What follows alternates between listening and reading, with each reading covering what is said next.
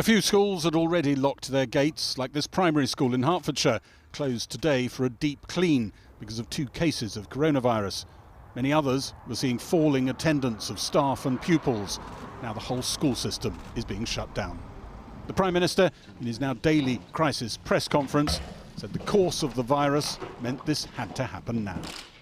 Looking at the curve of the disease and looking at where we are now, we think now that we must apply downward pressure, further downward pressure on that upward curve by closing the schools. So I can announce today, and Gavin Williamson is making a statement now in the House of Commons, that after schools shut their gates from Friday afternoon, they will remain closed for most pupils, for the vast majority of pupils, until further notice. The reason for this is because of the effect it can have just to knock down further the transmission, put some delay into the system, put some brakes into the system of the transmission of this disease, to bring it down, to protect those people who might get the much more serious version and end up in intensive care or on a ventilator.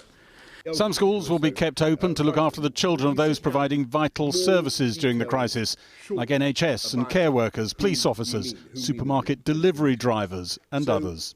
We therefore need schools to make provision for the children of these key workers who would otherwise be forced to stay home. And they will also need to look after the most vulnerable children. He promised digital food tokens for those on free school meals. Schools could remain closed for months, way beyond the exams that start this May. But when it comes to kids and their exam qualifications, we will make sure that they are not impeded, their progress is not impeded as a result of the decisions we're having to take now about their schools. So they will get, we will make sure that in time they get the qualifications they need. I don't want to go in detail about when and how those qualifications will be administered, but it will be done fairly and in order to protect their interests. Exactly what happens is work in progress, as the government has no idea when schools could reopen. Just another reason it's been so reluctant to press the button. Across the world, more than 850 million children had already been sent home from school as part of the international response to COVID-19. In Europe, Britain was almost the last country not to have taken that measure until this afternoon. It's important to stress, and this is really critical, it's not because schools are dangerous places for children. They're not. Children have a very mild or asymptomatic version of this disease in many cases. So they are at the least at risk. It's also not a dangerous place for teachers. The reason for this is because of the effect it can have just to knock down further the transmission, put some delay into the system, put some brakes into the system of the transmission of this disease, to bring it down, to protect those people who might get the much more serious version and end up in intensive care or on a ventilator. The clampdown could tighten again soon in London, where the disease is spreading much faster. The capital could come under special controls within days. We're also making Scotland's First Minister hinted at how different rules could come in for different parts of the country. We know London is ahead of the rest of us, so we may see more stringent measures than even those that we have announced so far being taken, but they will not necessarily be taken in all parts of the country at the same time. The Prime Minister was asked if he could deploy legal powers to stop people in London moving around freely. We do not rule out, because it would be quite wrong to do so, we do not rule out taking further and faster measures in due course. At Prime Minister's questions, instead of the usual packed chamber, this week MPs were told to stay away unless they were going to get a question. Jeremy Corbyn said the government help for people with mortgages announced yesterday should be followed by help for those in the rented sector. Will the Prime Minister now confirm that the government's emergency legislation will protect private renters from eviction? He's making a series of very powerful points, and I can indeed confirm that we will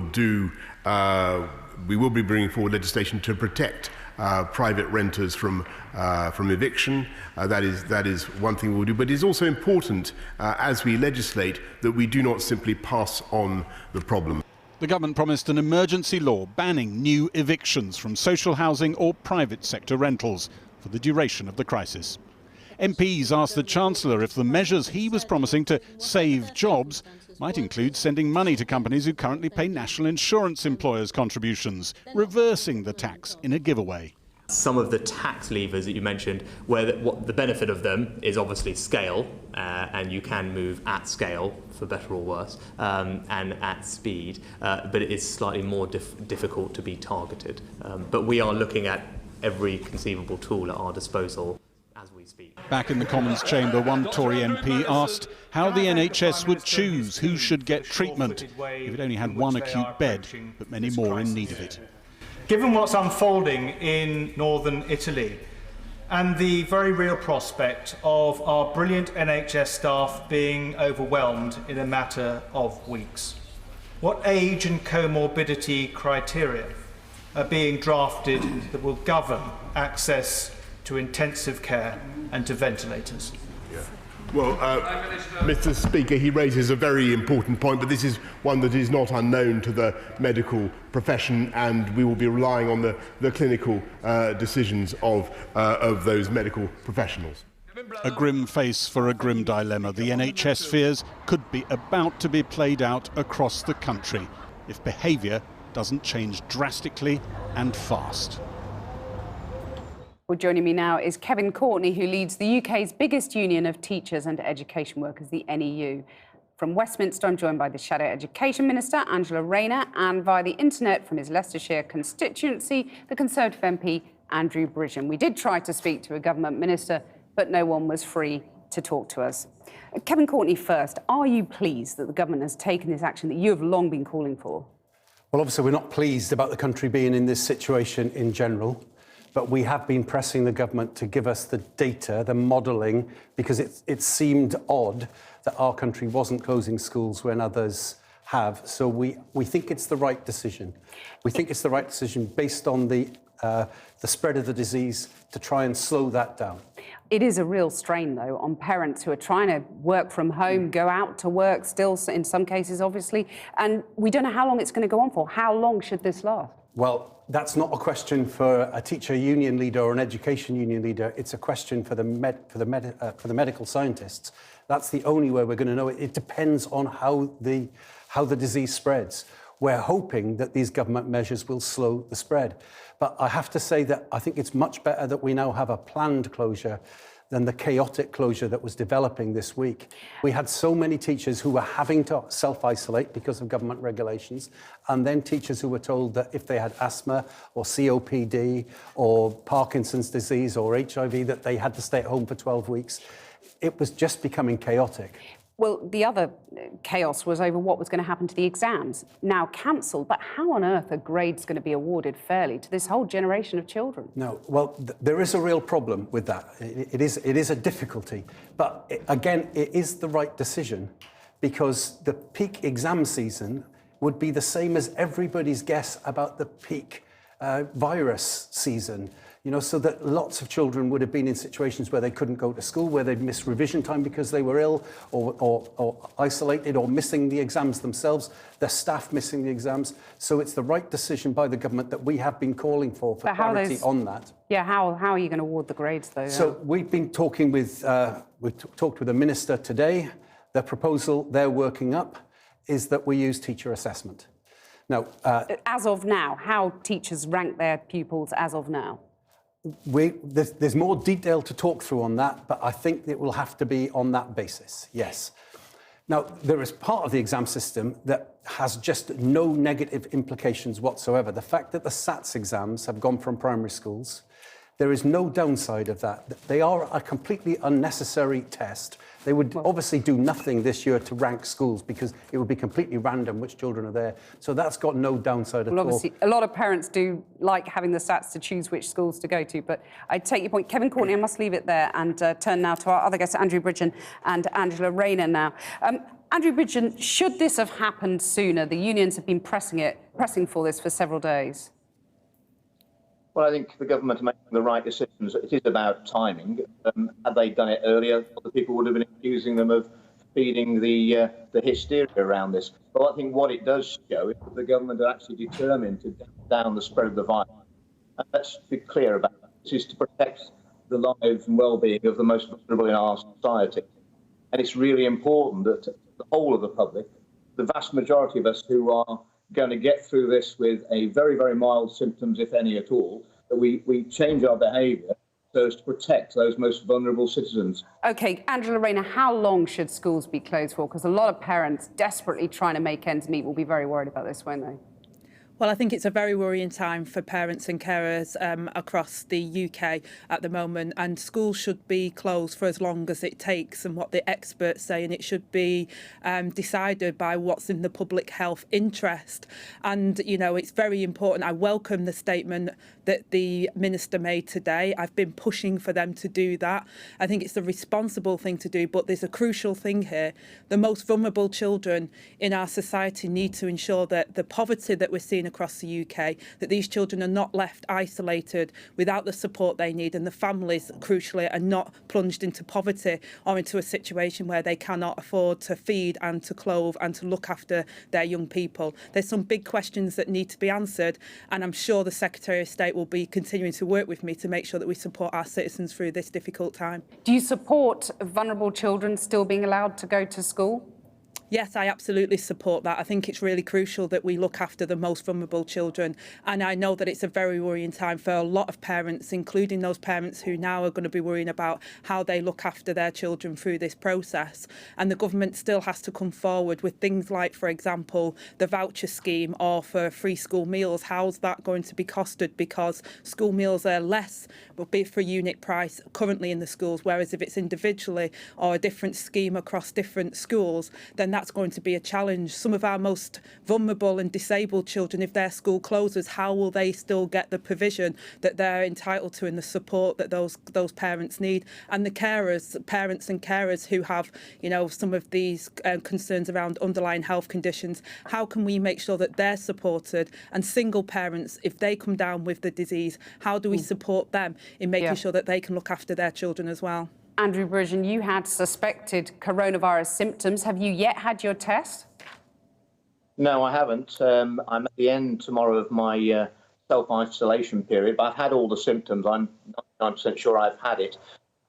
I reiterate what the Prime Minister said earlier, how important it is now that we have a test to test for the antibody, so that those of us who believe we are immune can know that we are. We can get on with our lives and help get the economy going again, and also help those who are in need. That would absolutely be a game changer, because I actually think that this virus has been around rather longer than we think it has, and a lot of people I'm speaking to think that they've had a mild case of it some weeks ago. If we could actually determine who's actually now already had the virus, it would be a huge help to everybody. Andrew Bridgen and Angela Rayner and Kevin Courtney in the studio, thank you both all very much. Jackie. Now, the UK's big supermarket chains are introducing restrictions on what customers can buy. From tomorrow, shoppers will be allowed a maximum of 3 of any single item in an effort to stop the shelves from emptying. But as huge queues of trucks form on the continent because of coronavirus health checks, keeping the supply chain flowing here is more vital than ever. Our business and global trade correspondent Paul McNamara reports. Queuing out the door and along the streets outside some stores for shelves that are already bare, stripped by panicked buyers. Pharmacists and supermarkets say there is no need, there is enough supply, but many shoppers aren't listening. And as of tomorrow, Sainsbury's, Asda and Tesco will stop customers buying more than 3 of any single item. This is rationing not by government, but rationing by companies whose business it is in normal times to sell as much as they can. And it's rationing that many shoppers welcome. I think it's very fair because, you know, sometimes you see trolley loads of stuff. It's ridiculous. I mean, they should have done it from the beginning, not now. If you think about it, I mean, people going out buying stuff, it's leaving vulnerable people without nothing. I think it's a bloody nightmare. Yeah, honestly, it's... For me, I don't have the money to be going out and buying massive bulk loads of stuff. And, you know, I've got a 7-month-old baby and I had to try 4 supermarkets to get baby milk. Are there any checks being made on drivers? At the board meeting for this haulage firm, there is only one topic of conversation. Things are different on different borders, and they're certainly starting to increase. We're seeing delays now at the ports coming in and out of between the continent and the UK.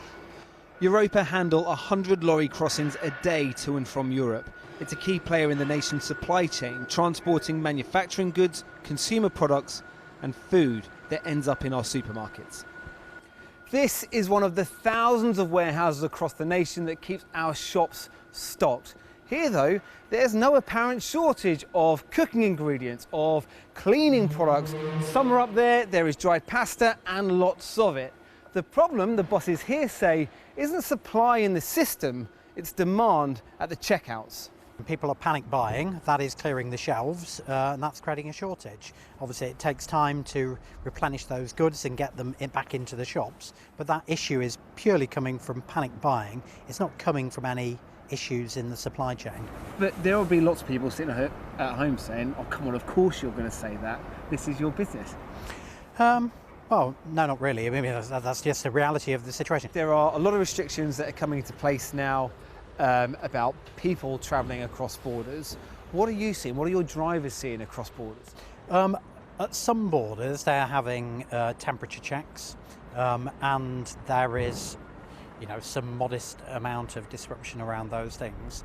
But broadly speaking, you know, there is no restriction on the movement of trucks around Europe. No restrictions, but additional health checks across one German-Polish border last night caused these delays of several hours. No bother, says the industry. Drivers and their supplies may take a little longer, but they are on their way.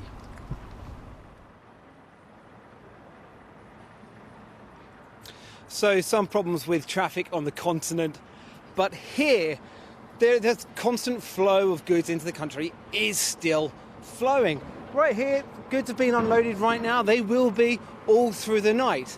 But while it's business as normal here, that is not the case for thousands of other companies across the nation. Yesterday, the Chancellor announced hundreds of billions of pounds to stop companies going to the wall. That's all backed up by the Bank of England.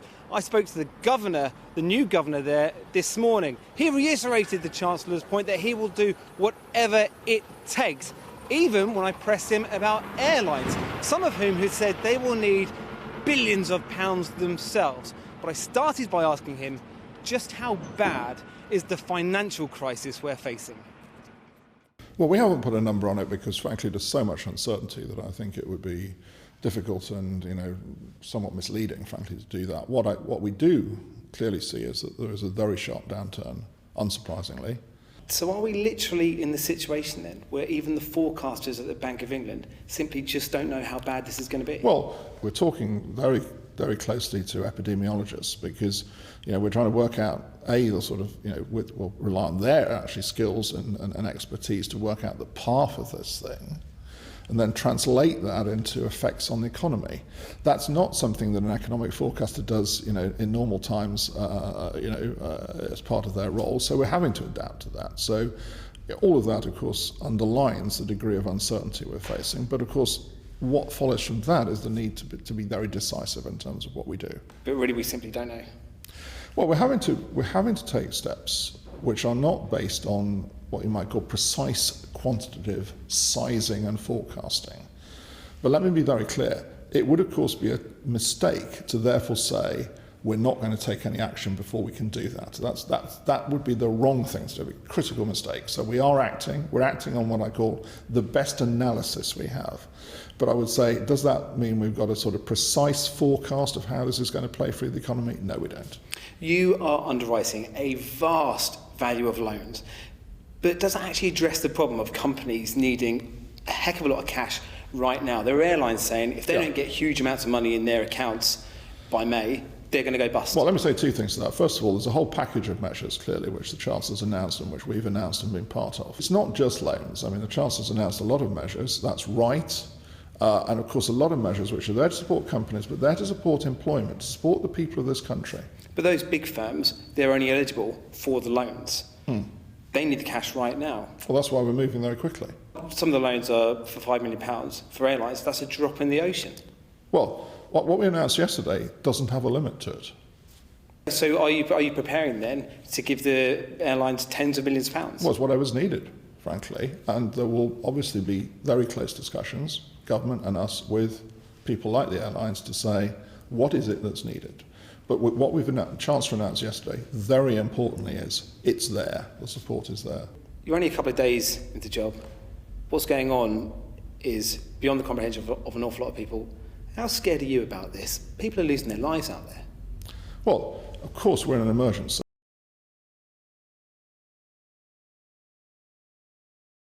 I'm sad for that. What we are doing, what we will do at the Bank of England, I can assure people they will have our full focus, full effort on providing all the tools that we can do to support their needs. But are you worried? Well, we're facing great uncertainty. So, of course, we have to meet that challenge. We have to meet that. We have to think what are the best steps we can do to meet the needs of the people of this country. Because it's understandable that they're worried. The new Governor of the Bank of England there. Let's go back to our political editor, Gary Gibbon, who earlier spoke to the Chief Secretary to the Treasury, Steve Barclay, about the money the government has promised to support the economy against the impact of the coronavirus. Gary. That's right, I did, because although the attention has inevitably switched to schools today around here in Westminster, the economy is reeling out there and people are hurting very badly, and there are giant questions being asked about whether the government is really addressing the right problem here, maybe reaching into the wrong drawer in some of the measures they've been bringing out. They've been bringing out more measures today. They're promising stuff on on saving employment, saving jobs. We don't know the exact detail of that yet. They don't know the detail. They're writing stuff at speed, and it is massive stuff. And I started when I sat down and talked to Steve Barclay, the Chief Secretary to the Treasury, by asking him whether, for instance, the $330 billion in loans for business that's been announced was itself maybe the wrong solution for the extraordinary problems we face. Well, the package yesterday was very well received by leading business groups. And it reflects a key ask of government, which is how do we provide a bridge for viable businesses, businesses that were successful before the coronavirus and businesses that will be successful after we've dealt with the coronavirus, and how do we get them through this difficult period. And a key challenge for them is liquidity, the cash flow challenge through the next coming months. So that's why we announced at the budget loans of up to 1.2 million. We've gone further yesterday by increasing those loans to 5 million, and it answers a direct ask that was made of us by the business community. There's an awful lot of companies out there that aren't suffering liquidity issues. It's solvency. They actually think they're going under. They're not going to fill in a loan application form. Well, this is why it's part of a wider coordinated action, working with the Bank of England, who have also in parallel taken a number of steps to support business. And some people would say these are the sort of measures you'd do if you were approaching a short-term crisis, if you were trying to help people over a 3-month issue. But this is longer, isn't it? Well, this is part of a continuum of measures. So we announced the £12 billion package within the budget, part of a wider £30 billion of fiscal stimulus to the economy. We went further, as you say, yesterday with the £330 billion of loans. But there's no imposition on the businesses to hold on to their employees, is there? The key is how do we support businesses as the best way of safeguarding jobs. But they could take the money and lay people off, that's the worry. Well, that is not what businesses want to do. Businesses want to be viable as we come through this. We are going to get through this challenge, and the businesses will value their staff, want to be able to then grow as businesses as we come through the challenge of coronavirus. And that's why we've got a package of measures. It could be a year, 18 months. Well, it could be longer. Well, it's part of a package of measures, and as I say, this is a coordinated approach. It's not just what the government itself is doing, it's the measures we're also taking with the Bank of England. Tell me a bit about the talks you're having with trade unions and employers about employment protection. I mean, could you consider there perhaps, like the Danish government has done, a great big subsidy that basically pays 75% of salaries up to a certain cap, or could it be that you stop charging national insurance to employers? Well, we're working with the trade unions, we're working with businesses. Do you rule any of those out? Well, we're looking at a range of measures, and we're having discussions with the trade unions and businesses to look at what is the best targeted way to support. The best way to support people is by ensuring they can keep their job. and that is through supporting businesses in order to do so. As you know, statutory sick pay isn't even a fifth of average weekly earnings, and an awful lot of employers pay just statutory sick pay. Is there anything you're going to do about that? Firstly, a large number of employers actually go beyond statutory sick pay. So it is the case that in many instances people will get more than that. But part of it is also making it quicker to access. That's about a third of employers, isn't it? It's about 30%, yeah. So that pay more. So for there. But part of it is also about making it quicker to access, which is why we've done that. But one's also got to watch the burden on business themselves who pay statutory sick pay. So you might not be able to do anything about that. So for the 70% of employers. We're looking at a range of measures. We're discussing with trade union groups, with businesses and others as to what is the right way to support. For months, for years, we've talked about nothing but Brexit, and now this new extraordinary crisis has come along and towers over it. Surely you're not going to stick to the deadline, which happens to be the end of this year. You're going to extend the transition. The system down there in Whitehall can't cope with anything else. The meetings can't happen. You can't inflict another shock on business when it's had the shock of its life, can you? Well, the trade negotiators are not part of, so David Frost is not part Some people have been of these discussions in terms of there. So that's a different piece of work. You can't rule out the idea that the Brexit extension No, will happen, won't happen. You can't say anything about it. So we're committed to the timescale as it currently Isn't that stands. madness at the moment? But what we're focused on is getting the right response to the coronavirus. Well, let's recap on some of the other news on coronavirus today.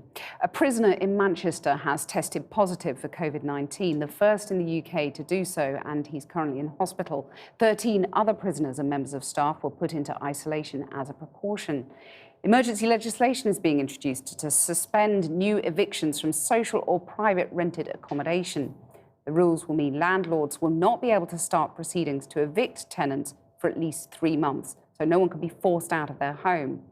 And on top of the changes, landlords will be given extra protection too, with the 3-month mortgage payment holiday announced yesterday extended to buy-to-let mortgages. At the end of the coronavirus period, the government say they expect landlords and tenants to work together to establish an affordable repayment plan. Jackie. Well, joining me now are the Deputy General Secretary of the Trades Union Congress, Paul Novak, and Edwin Morgan, who's Director of Policy at the Institute of Directors. Thanks very much for joining us. Edwin Morgan first. We heard the Chief Secretary to the Treasury there say this is a bridge for viable businesses, but we know that many, many businesses feel they're in danger right now. Is it enough? Is it the right help? You're absolutely right. A lot of businesses do really feel on the edge at the moment. That's what we're hearing from our members. So the measures were substantially increased by the Chancellor, but there's a lot more that is going to need to be done. Particularly, Gary mentioned employers' national insurance, other kind of tax holidays or support for employment is going to be needed as the measures also ramp up and businesses are more and more affected. So this reverse national insurance, where effectively employers are paid to employ people, you'd like to see that? It just reduces the cost, the upfront cost of employing people, and makes it easier to keep them on, which is what businesses want to do. Paul Novak, we heard the Chief Secretary to the Treasury say that supporting workers to stay in their jobs is best done by supporting business. Has enough been done for workers, do you think? Well, I think what we've seen is a package of support from the Chancellor that has provided that support for businesses, and rightly so. But what we really need now is a targeted package of support that's going to protect people's jobs and livelihoods. We need to do everything we can, government, employers, unions working together to avoid redundancies and layoffs. And I think we need to send a message. It doesn't matter whether you're working in an airport or a pub. The government isn't going to stand by and see you lose your job because of this public health crisis. So absolutely vital that we work together to get the right package of support that will prioritise people's jobs and livelihoods. I mean, Edwin Morgan, the problem is the measures work as this bridge, this idea of a bridge in the short term, but there's no guarantee this will be short term. Oh, absolutely. I mean, I think everyone's expecting it to be considerably longer term than that. The loans are a useful component, absolutely make it easier for firms to get that finance, but it's only if you feel that you can take on a loan. And obviously lots of companies feeling that they're slightly on the edge anyway, it's actually quite a risk for them. And I mean, not just in terms of will the business go under, but also as if you're the director of a company, you're taking on quite a lot of personal liability if you are continuing to trade while you're insolvent, or if you're taking on a loan and you might still go bust. But also, there's no guarantee that they'll pass on that loan to keep workers in work? I mean, I think the message we're getting from our members is very much that they are prioritising their staff and they will do everything they can to keep them on. I don't think that's so much the issue. I think it's more that the loan is itself a risk. Cash grants, which are in place now for retail, leisure and hospitality, are going to have to be extended to more sections of the economy just to keep some firms afloat. Paul Novak, of course, one of the big issues is about statutory sick pay, £94 a week currently. Can your workers survive on that?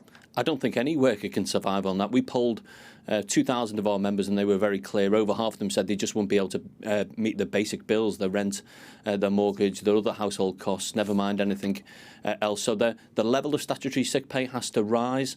There are far too many people who aren't eligible to statutory sick pay because they earn below the threshold or they're employed in a different way. So we need sick pay for everybody at work, and we need to build on the good examples where unions and employers have worked together to make sure people get a fair deal so that they can look after their public health, look after their families, but also not lose out financially. We've done lots of agreements with employers to make sure that people who have to self-isolate or who are ill don't lose out financially, but ultimately the government will also need to step up to the plate as well and make sure that we do have sick pay for all so that nobody's having to make that choice between looking after their health and the health of those around them or going to work because they can't afford not to. Presumably you and other employers would agree with that.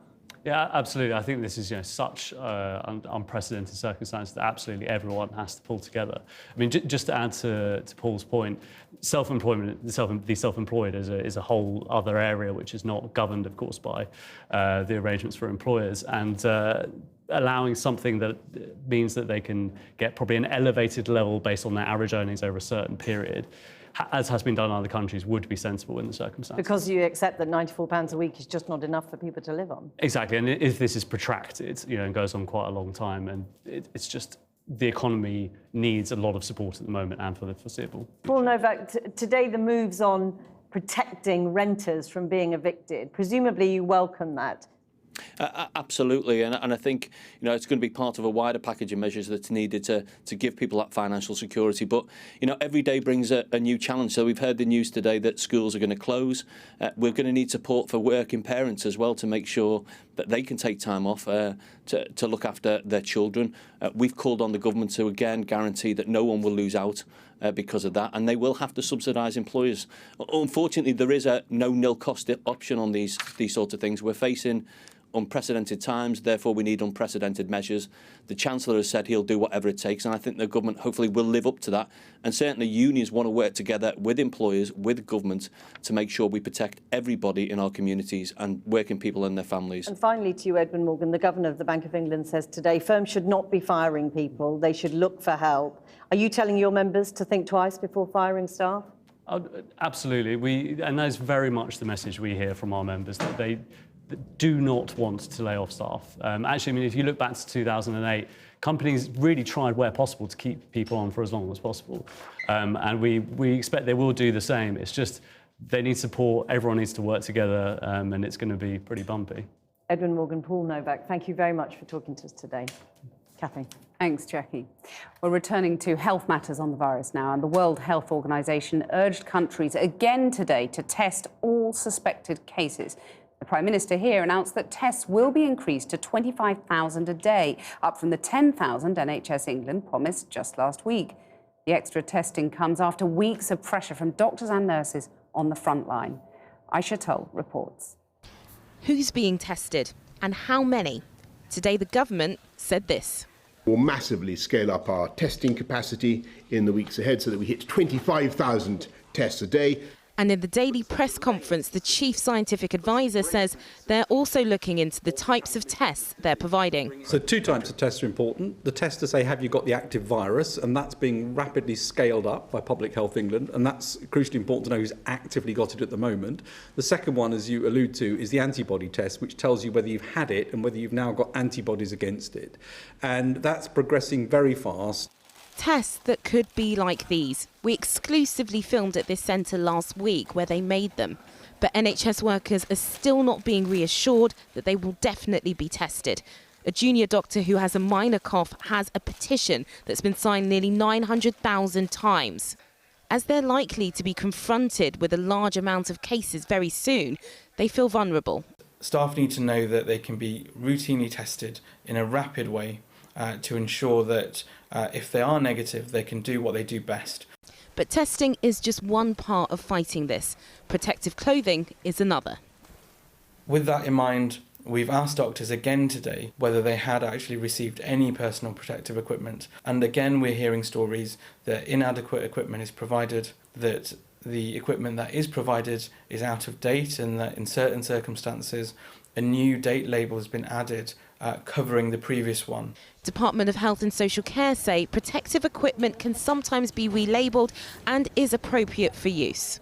But there are still many in this country who want to know if they have COVID-19. There are reports that more and more people are buying tests from private care providers. It came back positive. It's after celebrities who appear not to meet the strict criteria for testing are appearing on social media with their positive results. There's a clinic here on Harley Street which is offering coronavirus tests privately for £375.